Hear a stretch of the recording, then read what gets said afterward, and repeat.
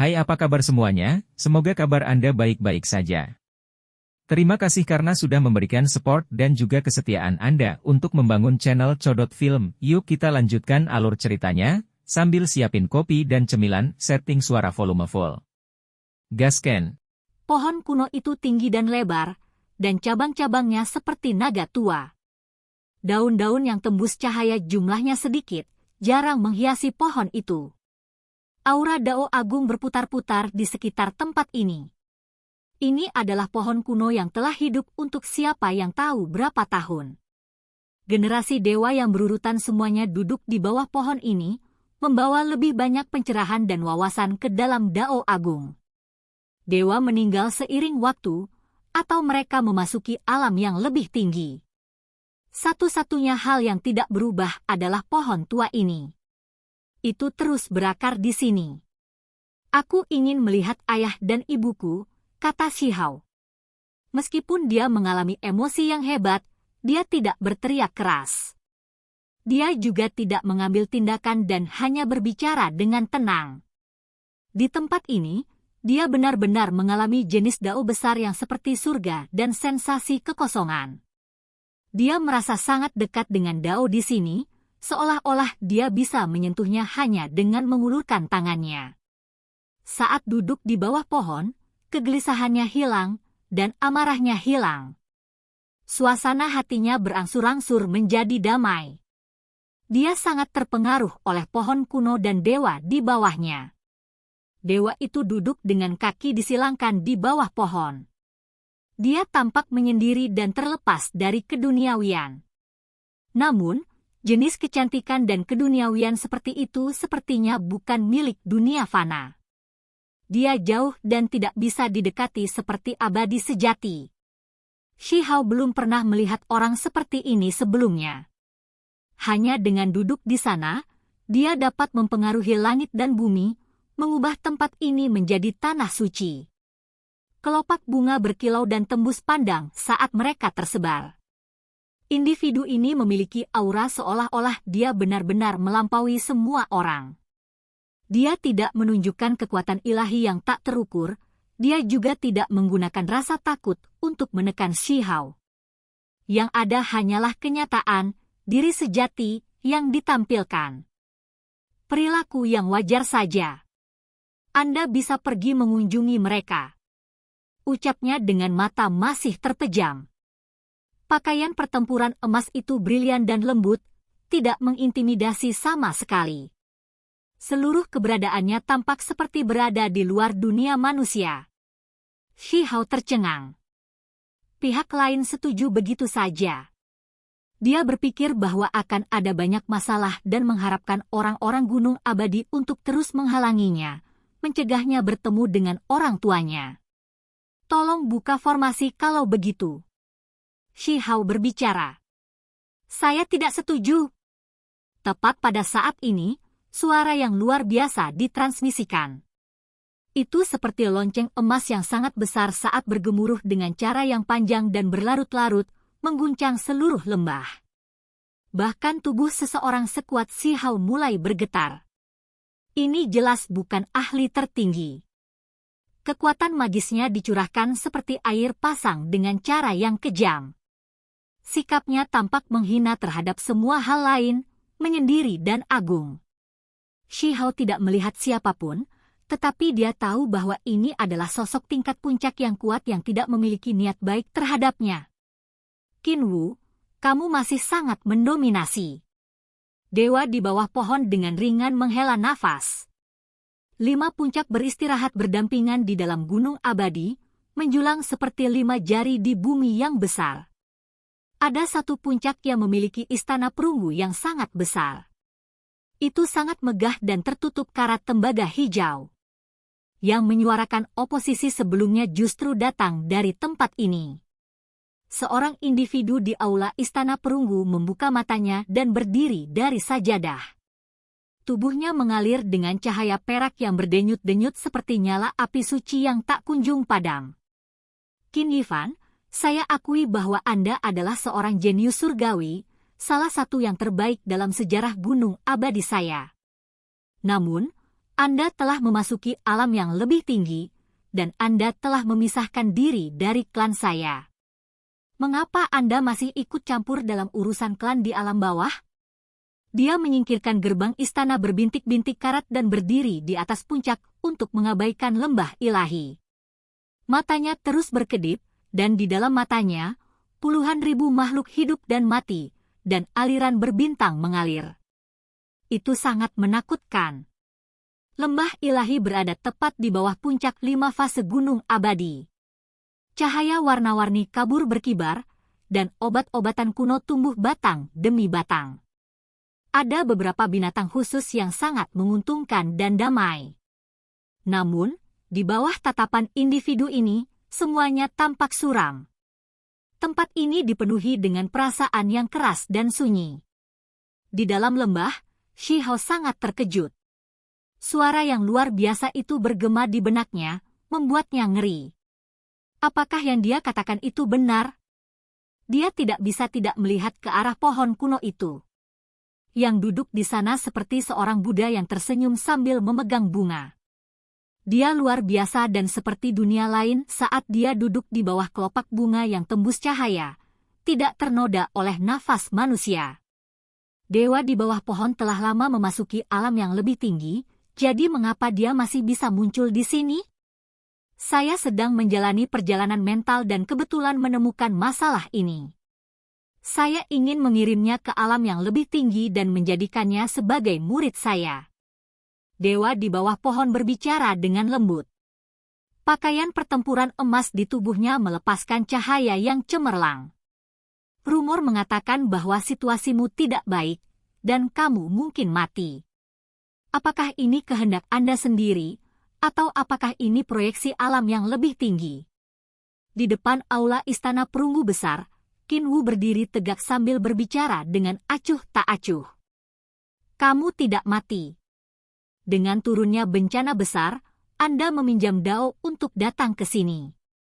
Anda juga ingin mencari peluang. Qin Wu melanjutkan. Shi Hao gemetar. Hal-hal yang dia alami hari ini benar-benar agak aneh. Dewa yang dia temui pertama kali bukanlah tubuh aslinya. Dia bahkan datang dari alam yang lebih tinggi. Sepertinya itu agak merepotkan. Aku tidak bisa membawamu pergi.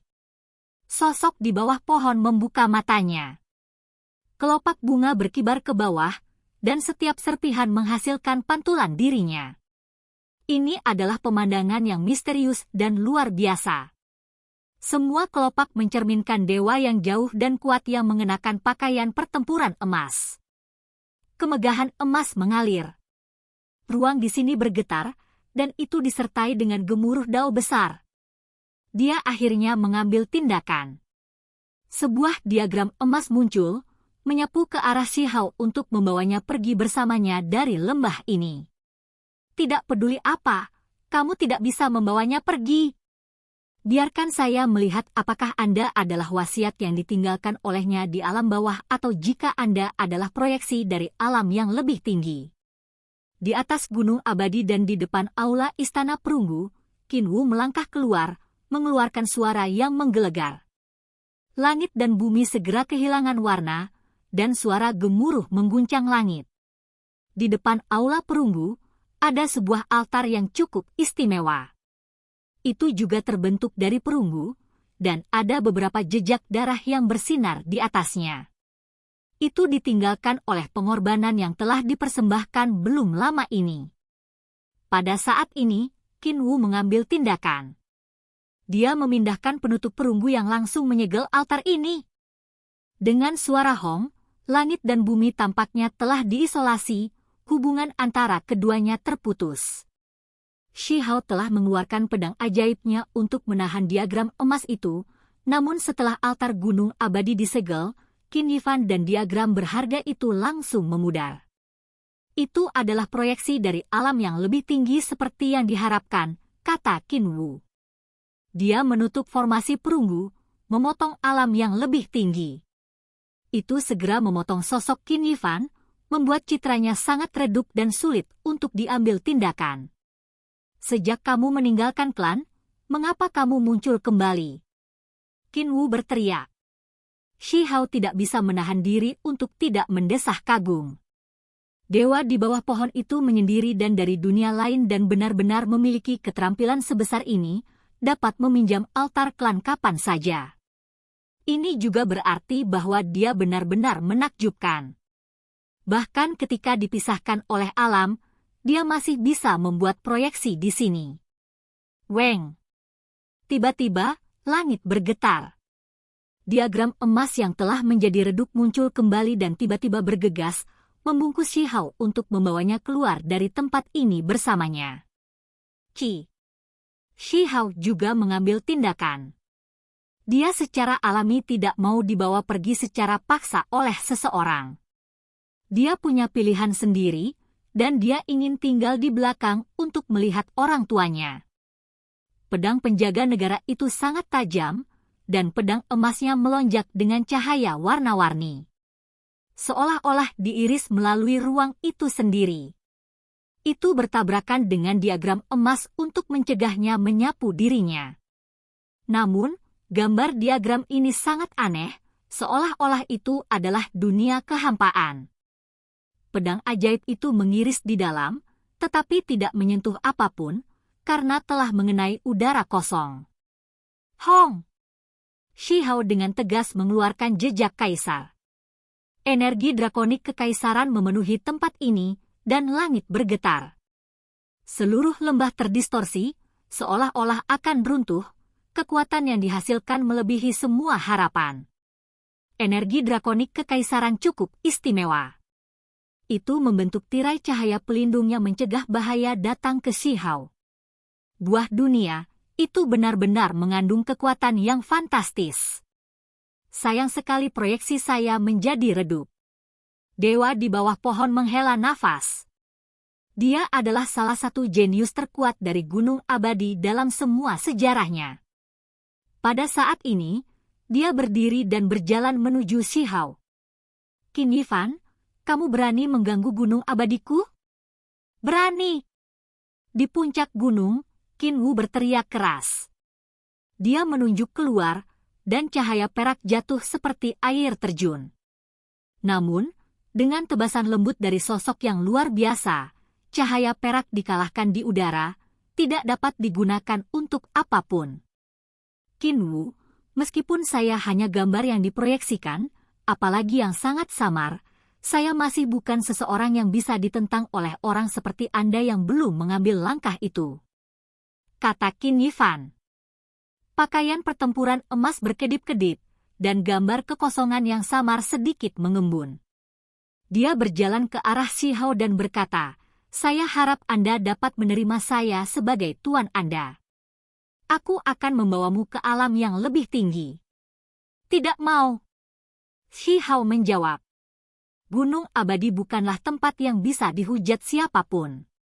Bahkan jika Anda pernah menjadi murid Qin, serta jenius terkuat, jika Anda melawan kami masih akan menekan dan membunuh Anda. Qin Wu berteriak keras.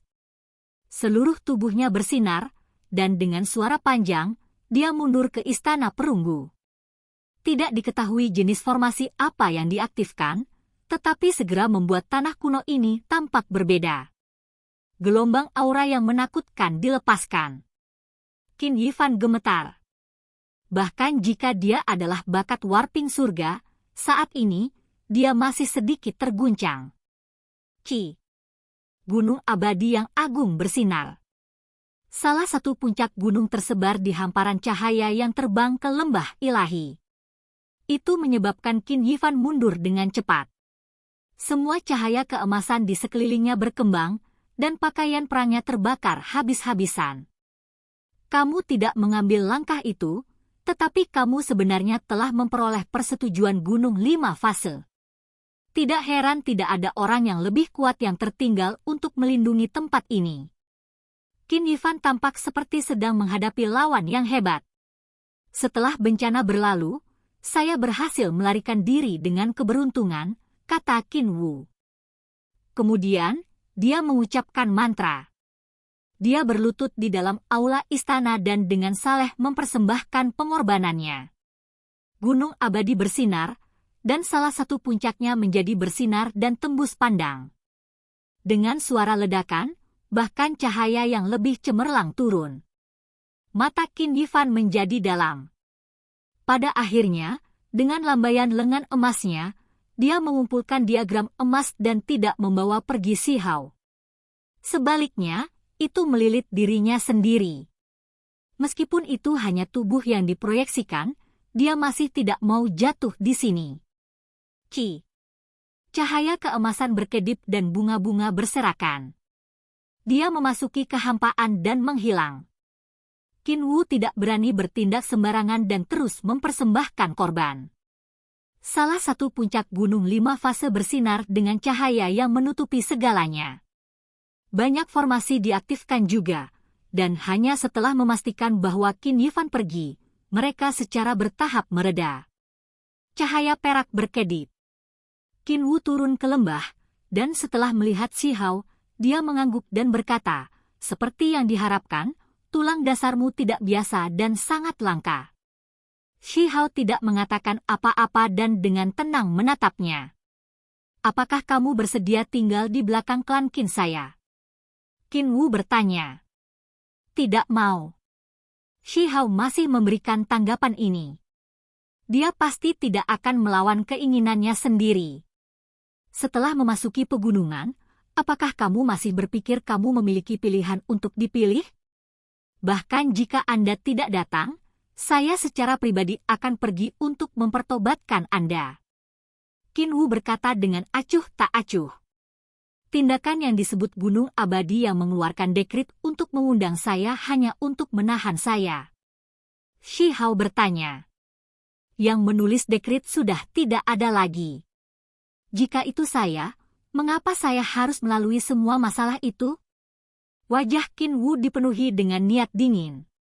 Membunuh murid Gunung Abadi saya telah dikatakan dan dilakukan, tetapi Anda bahkan membunuh 2 ahli tertinggi. Anda telah melewati batas.